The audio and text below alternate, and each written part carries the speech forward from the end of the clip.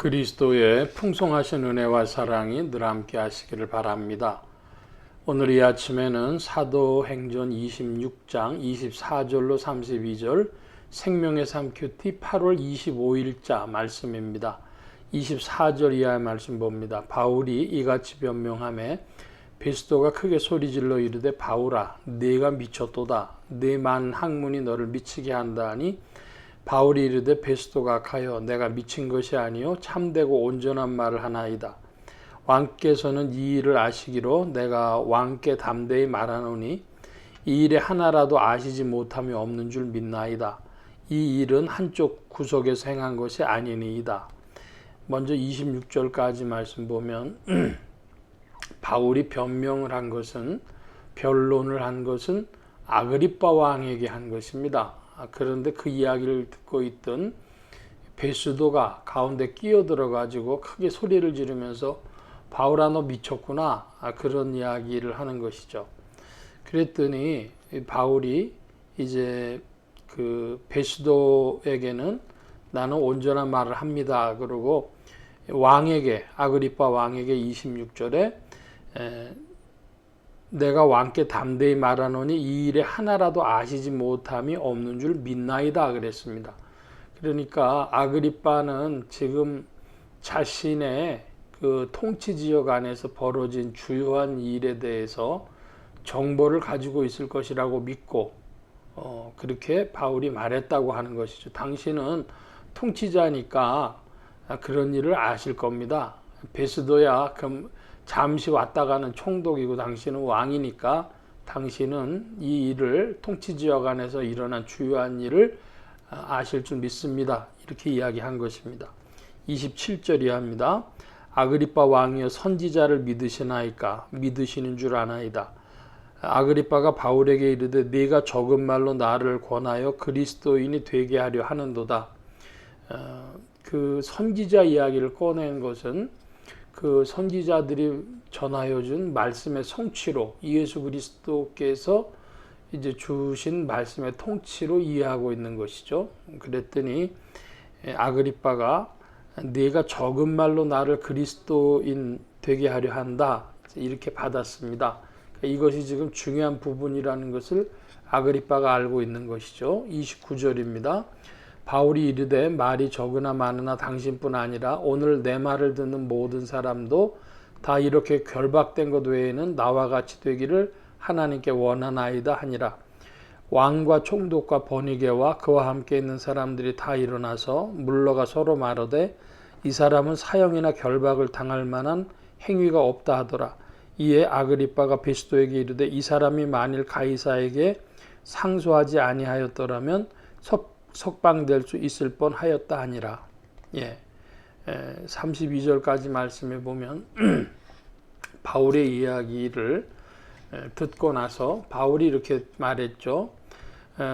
내가 이렇게 결박당한 것 외에는 당신들도 나처럼 되기를 원합니다. 이렇게 바울이 이야기를 했습니다. 그 얘기까지 다 듣고 그 총독과 그리고 왕과 왕후가 다 물러가 가지고 이제 서로 이야기들을 합니다. 관원들이 서로 이야기를 하는데 가이사에게 상소 안 했으면은 그러면은 석방될 수 있었을 텐데 이렇게 이야기를 하는 것이죠. 그럴 뻔했다. 가정입니다. 석방되지 못하죠. 벌써 가이사에게 상소를 했기 때문에. 자, 그런데 어떤 형법에 저촉될 만한 일을 한 것은 없다. 뭐 도적질이나 살인이나 뭐 이런 등등의 일들 한 것 없다. 이것이죠. 자, 그런데 문제는 바울이 만약에 여기서 가이사에게 호소하지 않고 상소하지 않고 석방됐다면 무슨 일이 벌어졌을까? 그것은 전혀 또 다른 선교적 상황이 펼쳐졌겠죠. 바울에게 주어진 일은 그가 가지고 있는 신분, 로마 시민이라는 신분을 통해서나 혹은 어떤 일을 통해서든지 로마에 가서 복음을 선포할 주님의 증인으로 예비되어져 있었던 것입니다. 그러므로 오늘날 우리가 보면은 역사상의 일들을 잘 살펴보면 재미가 있는데 다 끝난 줄 알았고 망한 줄 알았는데 다시 이제 일어나는 수가 있어요. 그런 일들을 끝날 때까지는 끝난 게 아니라 하는 것처럼 그런 일들을 우리가 많이 보게 되어집니다. 만약에 이렇게 됐다라면 전혀 다른 결과가 나왔을 텐데 하지만 그 일들은 계속해서 벌어지죠. 하나님의 보다 큰 경륜, 하나님의 더 큰 그 세상을 운행하시는 방식 안에서 이루어지는 것이고, 바울이 가이사에게 상소를 안 했다 할지라도 바울은 그 다른 제목으로 잡혀서라도 로마로 가서, 로마 시민이니까 가서 복음을 전했을 겁니다. 이것도 가정이죠. 중요한 것은 뭐냐면 사명이 정해져 있었다는 겁니다. 종과 증인으로 부르신 주님의 은혜 안에서, 주님의 경륜 안에서, 주님의 역사하심 안에서, 주님의 이끄심 안에서 바울은 로마로 가야 했습니다. 주님이 바울에게 그렇게 말씀하셨거든요. 내가 로마에 가서 복음 전해야 되겠다. 이렇게 바울에게 말씀하셨습니다. 오늘날도 그와 같습니다. 사람들이 만약에 내가 거기서 다른 행동을 했다면 다른 결과가 벌어지지 않았을까? 뭐 그럴 수 있죠. 생각을 해볼 수 있고 그것이 인생의 후회가 될 수도 있고 다음번에는 그렇게 하지 말아야 되겠다는 결심도 있지만 인생의 주요한 일들은 내 뜻대로 되는 것이 아니라 그렇게 흘러갑니다. 제가 한갑을 지나고 보니까 그런 것이 더 믿어집니다.